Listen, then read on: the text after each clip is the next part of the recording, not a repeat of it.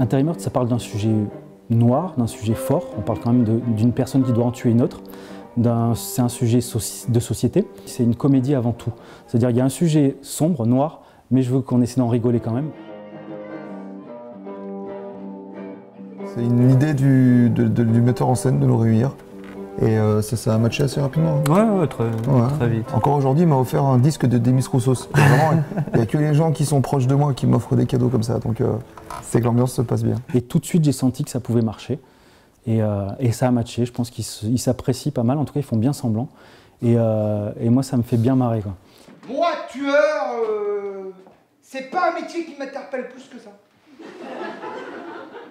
Mais bon, vous savez comment c'est, les boulots, ça court pas les rues. Pourtant, moi, j'ai tout fait comme on m'a dit. Hein.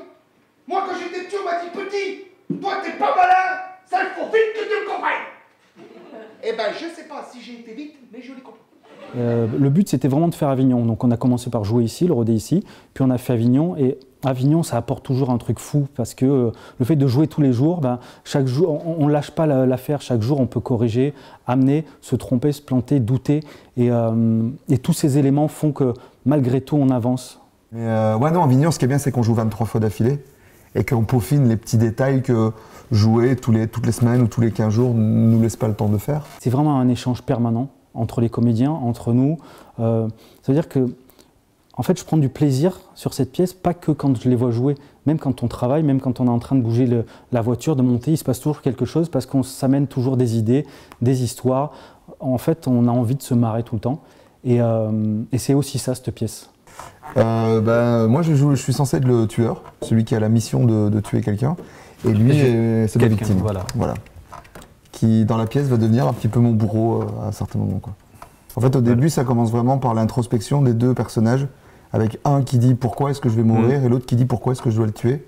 Et ensuite, les deux personnages se rencontrent et là, vraiment, l'histoire commence, on va dire.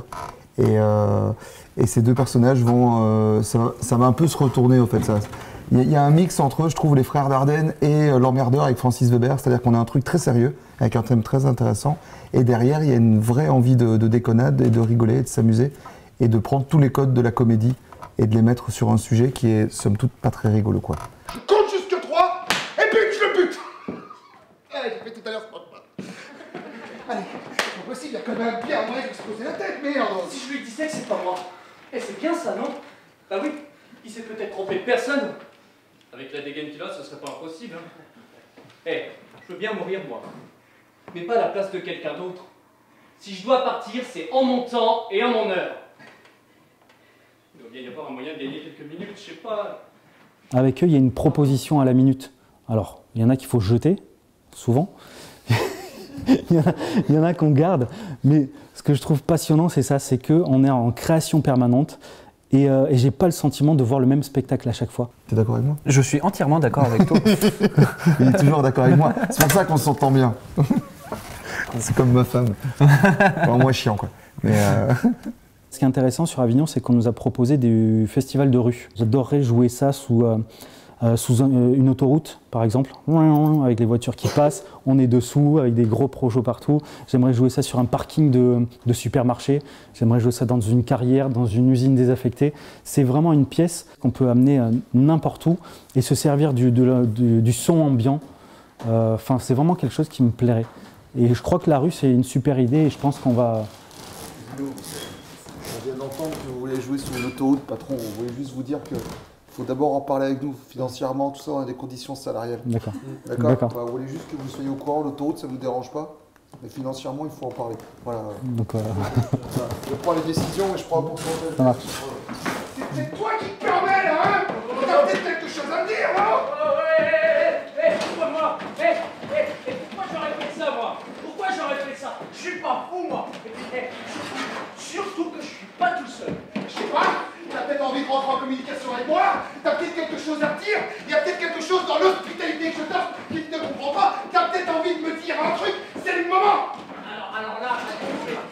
Oui, mais elle est beaucoup mieux payée. Vraiment, à un niveau salarial, je trouve qu'elle est beaucoup mieux traitée. Elle a des défraiements. Oui, elle fait partie intégrante, mais c'est la particularité de la pièce, je trouve, c'est que les gens rentrent sur un plateau avec une voiture, un truc qui n'est pas censé exister sur un plateau, il y a cette voiture. Et pour nous, c'est un vrai plaisir de jouer avec elle. Parfois, c'est très agréable, parfois on la déteste. Mais oui, ça fait partie intégrante, c'est vraiment le troisième personnage. Et puis c'est la première chose que les gens voient en fait. Parce qu'ils ont l'habitude de voir des comédiens sur scène, et rarement une voiture.